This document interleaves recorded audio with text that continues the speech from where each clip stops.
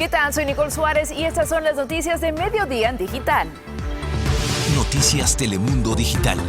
Emergencia en varios estados del país por el desabasto de combustible en las gasolineras.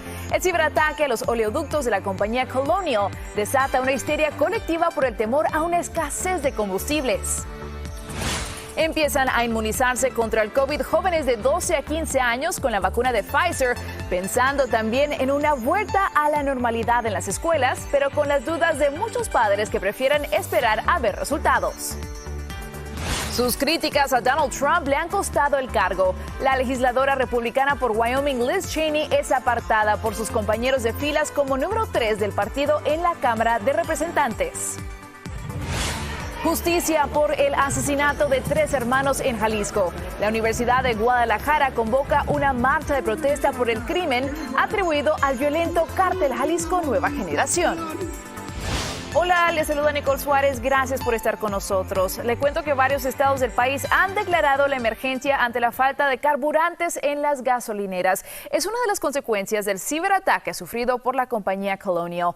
Lourdes Hurtado hace repaso de esta situación anómala. Buenas tardes, Lourdes. ¿Qué tal, Nicole? Así es, aquí en la costa este del país los conductores se están encontrando con enormes filas en las gasolineras y ya con desabasto de combustible en algunas zonas tras el secuestro cibernético del oleoducto Colonial, que como recordarás es el oleoducto más grande del país. Por esta situación ya son 4 estados que declaran estado de emergencia. Se trata de Florida, Virginia, Carolina del Norte y Georgia, quienes tomaron esta decisión para evitar una crisis en el suministro de combustible.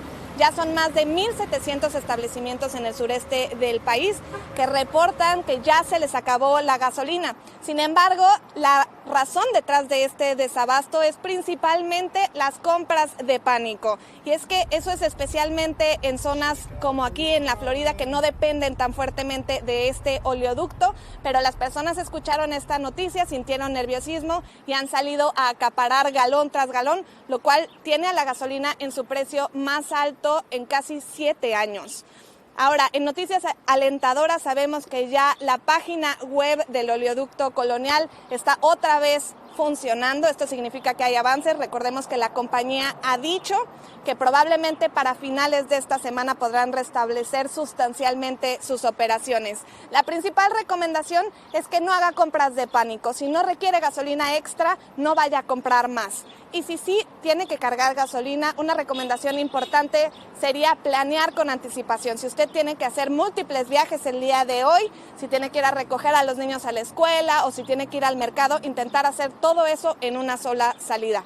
Otra recomendación importante es intentar evitar las horas pico, porque podría usted terminar pasando muchas horas en su carro. Nicole, regreso contigo. Muy buenos consejos, gracias, Lourdes. Vamos a intentar entender mejor el alcance de este ciberataque con la ayuda del experto en seguridad cibernética, Rodrigo Villarreal. Buenas tardes, Rodrigo. Gracias por estar aquí para explicarnos un poco más sobre este tema que puede ser un poco complicado, ¿no? Acá al contrario, gracias a ti, Nicole.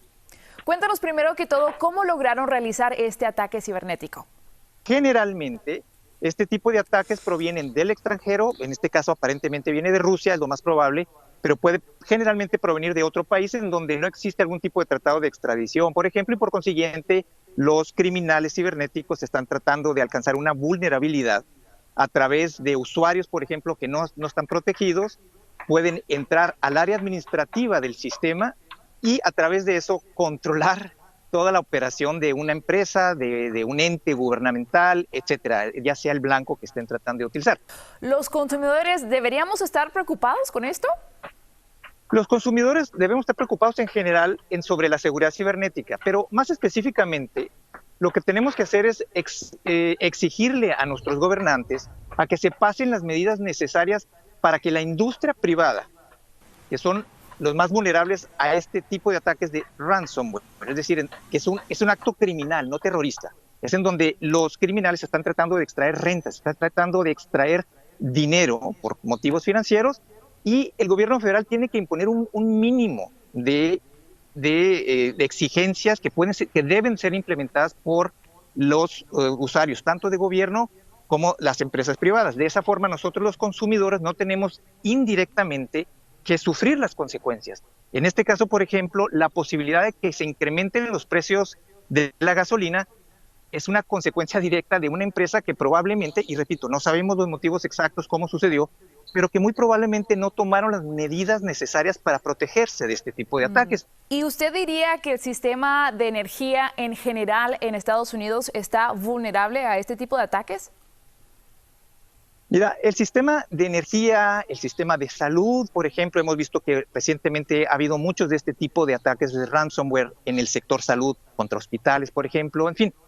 Lógicamente estas personas, estos criminales cibernéticos entienden que entre más crítica sea la función de una organización o de una empresa, lógicamente más susceptibles van a ser a pagar de inmediato, no quieren extender las negociaciones. De hecho, sabemos que de cada caso que realmente sabemos públicamente que ha habido, probablemente estamos hablando de que puede haber 3 o 4 o 5 veces más la escala de ataques de este tipo de los cuales no nos enteramos. ¿Por qué? Porque estas empresas lo primero que quieren hacer es pagarle a estas personas, por lo cual es muy rentable para los criminales, y seguir adelante con sus operaciones. Algunos expertos han dicho que lo peor está por venir. ¿Estamos preparados? La verdad es que actualmente ya sabemos cómo protegernos, simplemente hay que hacerlo y hay que exigir que el gobierno federal tome las medidas necesarias para que la industria privada y los entes gubernamentales tomen este tipo de medidas en una forma cotidiana y nos protejamos todos. Ojalá sí lo hagan. Rodrigo Villarreal, muchísimas gracias. Al contrario, gracias a ti. Y vamos a estar muy atentos a este tema. Pero también le cuento que las duras críticas al expresidente Trump le han costado hoy el puesto a la representante republicana por Wyoming, Liz Cheney, como número 3 del partido en la Cámara. Javier Vega tiene más datos sobre esta destitución. Javier, ¿qué pasó? Cuéntanos. Nicole, buenas tardes. Pues es el último y uno de los capítulos más dramáticos en la lucha interna por la identidad del Partido Republicano luego de la salida del presidente Trump. Y es que el choque de la congresista Liz Cheney y el expresidente y quienes están con él en el partido tiene todo que ver con haber apoyado el juicio político en su contra por incitar el ataque al Capitolio y por la condena reiterada que ha hecho Cheney de las afirmaciones del exmandatario sobre un supuesto fraude en las últimas elecciones. Y entonces las consecuencias. Sus propios compañeros de partido votaron hoy para removerla de su posición de liderazgo en la Cámara de Representantes, algo que fortalece el control del expresidente Trump sobre el partido. Pero al concluir el voto, ella habló frente a las cámaras y se comprometió a seguir luchando contra las que calificó como mentiras peligrosas del expresidente. I will do everything I can to ensure that the former president never again gets anywhere near the Oval Office. We have seen the danger that he continues to provoke with his language. We have seen his lack of commitment and dedication to the Constitution. And I think it's very important that we make sure whomever we elect is somebody who will be faithful to the Constitution. Aún no se sabe quién la sustituirá de esta posición de la que fue removida, pero reacciones ya de la presidenta de la Cámara de Representantes, Nancy Pelosi, quien dijo el patriotismo y la valentía de la congresista Cheney. Algo que dijo Nancy Pelosi son valores que aparentemente no son bienvenidos en el Partido Republicano. Es la información a esta hora desde Washington. Nicole. Gracias, Javier. Y como bien mencionas, Donald Trump sigue teniendo gran poder en el Partido Republicano. Y bueno, ahora le vamos a dar un giro a la información porque después de casi 3 meses de la desaparición del soldado latino Juan Muñoz, de 20 años y miembro de la Guardia Nacional, se confirma su muerte. Tras el análisis de unos restos hallados la semana pasada en Nuevo México, los forenses certificaron que sí pertenecen a Juan Muñoz. Su madre busca respuestas a su fallecimiento. Sí, fue una cosa muy difícil. Ahorita pues yo tenía la esperanza todavía y se me quitó el miedo de no encontrarlo, pero también se me murió la esperanza de que mi hijo estuviera con vida. Hay muchas cosas que no están claras. Yo voy a buscar un abogado porque yo necesito más respuestas que lo que ahorita está. Ella dice que no piensa que se quitó la vida. Su auto con sus pertenencias fueron hallados el mismo día de su desaparición, el 20 de febrero, en el puente de la Garganta del Río Grande, cerca de Taos. Y seguramente recordará las imágenes de las 5 niñas migrantes que aparecieron solas y abandonadas en Texas. Se espera que sus familiares pronto lleguen al albergue donde se encuentran en este momento. Las protagonistas de esta historia ponen una vez más de manifiesto el drama de la inmigración. María Paula Ochoa, te escuchamos. Nicole, esta historia le ha dado la vuelta al mundo y es que es casi imposible no compadecerse al ver las imágenes con esas caritas de estas 5 niñas solas, asustadas, llenas de tierra, tiradas en el suelo, expuestas a cualquier peligro. Y lo que muchos se preguntan hoy es dónde están sus papás. Y bueno, pues la información la estamos recibiendo a cuentagotas. Sabemos que 2 de las niñas son hermanitas guatemaltecas. Se trata de Ashley Sánchez, de 5 años, y la bebé de 11 meses, Valeria Sánchez, una criatura a quien no se le habían cambiado los pañales quizá en varios días. La Red Consular de Guatemala ya está tomando cartas en el asunto y contactaron a una tía de las pequeñas quien vive en este país, quien al parecer podría llegar hoy aquí al albergue donde ahora están bajo custodia del gobierno. Las otras 3 niñas sabemos que son de 2, 3 y 7 años y que algunas son hondureñas, no sabemos cuáles exactamente. También sabemos que alguna de las más pequeñitas traía un número telefónico escrito en su pañal. Las niñas fueron rescatadas por los dueños del rancho donde fueron halladas y aseguraron que si hubieran pasado más tiempo allí solas, probablemente hubieran fallecido debido a las altas temperaturas. Aquí están sus palabras. We tried to call the Border Patrol. It took them about 2 hours to get there, but they're snowed under. They're overwhelmed. It's not their fault. We don't have enough people here. Bueno, Nicole, esta historia empieza apenas a tejerse. Ahora lo más importante es encontrar a los familiares que puedan hacerse responsables de estas pequeñitas y darles el cuidado que necesitan y se merecen a su corta edad. Eso para que puedan quedarse aquí en los Estados Unidos. Regreso contigo, Nicole. Y para que tengan un poco de paz. Gracias, María Paula Ochoa. Y también tenemos noticias sobre el niño Wilton Gutiérrez, encontrado solo en la frontera el pasado 1 de abril. Podrá ahora permanecer en Estados Unidos con su mamá. Su padre confirmó a Noticias Telemundo que no va a luchar más por su custodia y repatriación a Nicaragua. Un cambio en la historia de este menor que por el momento está en un refugio donde recibe las visitas de su madre, a la que espera de que puedan estar juntos definitivamente. Se realiza una manifestación de familias, activistas y ciudadanos que apoyan a los inmigrantes en Washington, D.C. Marchan desde el Comité Nacional Republicano hasta las oficinas del Senado para celebrar una audiencia popular sobre los trabajadores esenciales. Y es que en la Cámara Alta se discute hoy un proyecto de ley que busca otorgarle un camino a la ciudadanía a trabajadores esenciales.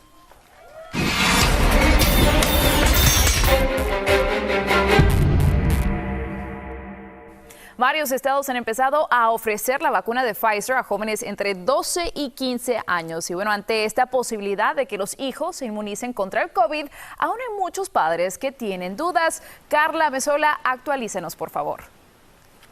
Efectivamente, ya es una realidad la vacuna del COVID-19 en los adolescentes. ¿Qué tal? Muy buenas tardes, Nicole.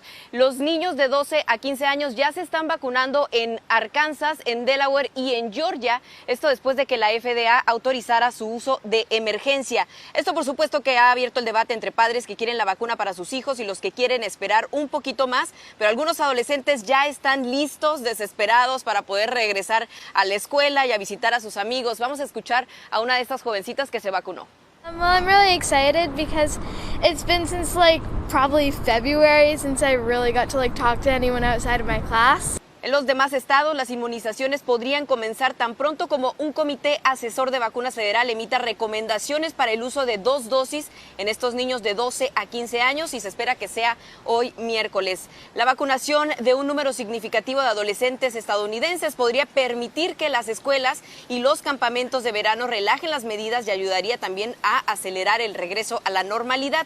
La FDA, hay que recordar que declaró que la vacuna Pfizer es segura y ofrece una sólida protección para jóvenes según las pruebas realizadas en más de 2,000 voluntarios. Es muy importante inmunizarse. Nicole, es la información. Regreso contigo. Piden justicia en Jalisco por el asesinato de 3 hermanos con una marcha convocada por la Universidad de Guadalajara. Protestas por un crimen más de los miles que se han registrado en un México que se supera a sí mismo con los datos de la violencia. Raúl Torres, buenas tardes, te escuchamos. Todos se preguntan quiénes y por qué secuestraron y asesinaron a los hermanos Ana Karen, Luis Ángel y José Alberto. Nicole, te saludo desde la Ciudad de México. Más de 10,000 personas se manifestaron por las calles de Guadalajara, Jalisco, todos vestidos de blanco, por los hermanos González Moreno. Vamos a ver un momento de la manifestación. ¿Qué queremos? ¡Justicia! Por supuesto, exigieron justicia por los jóvenes secuestrados el viernes pasado y luego sus cuerpos fueron encontrados en una carretera. Vamos a escuchar algunos testimonios. Pues estamos muy indignados por lo que está sucediendo en la violencia, no solamente en Jalisco, sino en todo el país. Estamos expuestos a toda esa corrupción, toda esa inseguridad. Junto a los cuerpos había una narcomanta firmada por el cártel Jalisco Nueva Generación. Sin embargo, la hipótesis principal de la policía es que se los llevaron por una confusión. Un comando se los habría llevado por equivocación, y es que el mismo viernes hubo un ataque a un grupo de agentes federales. Y la marcha de ayer también fue de estudiantes, porque José Alberto estudiaba geografía en la Universidad de Guadalajara. Escuchemos al rector. Es hora de alzar la voz y poner un alto. Es hora de alzar la voz y exigir justicia. Es hora también de exigir soluciones a nuestras autoridades. Y es que en Jalisco, como en otros estados, la violencia del crimen organizado está desatada. El presidente Andrés Manuel López Obrador prometió justicia y que enviaría más Guardia Nacional. Nos duele, sobre todo por las víctimas y sus familiares. Y es que 3 jóvenes más fueron víctimas de una violencia que parece imparable. Nicole. Qué situación, gracias Raúl. Ahora nos vamos a Colombia, donde se vive una nueva jornada de manifestaciones en el marco del paro nacional que hoy cumple 15 días. Los plantones y marchas se han desarrollado de manera pacífica en ciudades como Cali, Bogotá, Medellín y también Bucaramanga, las poblaciones más afectadas por las movilizaciones. En Cali, los manifestantes permanecen en las calles exigiendo al presidente Iván Duque garantías para los detenidos y también pidiendo justicia para los fallecidos hasta ahora. Visita a El Salvador del enviado de Joe Biden al Triángulo Norte de Centroamérica, Ricardo Zúñiga, con la inmigración en la agenda de trabajo, pero también para valorar la decisión de la mayoría oficialista en el Congreso de destituir a 5 magistrados de la Sala Constitucional y al fiscal general, instigado por el presidente Nayib Bukele. Zúñiga se entrevistó con Bukele en la capital salvadoreña para analizar esta situación.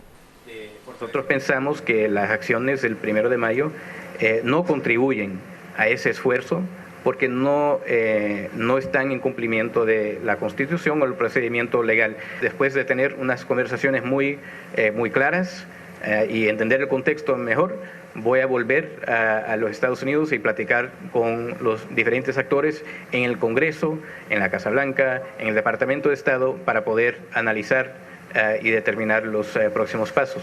No hacemos esa determinación. Destacar también que la visita de Zúñiga, de origen hondureño, se produce después de que la Casa Blanca condenara estas destituciones en El Salvador por considerarlas un ataque a la democracia. Síguenos en nuestras redes sociales para más noticias y visite noticiastelemundo.com.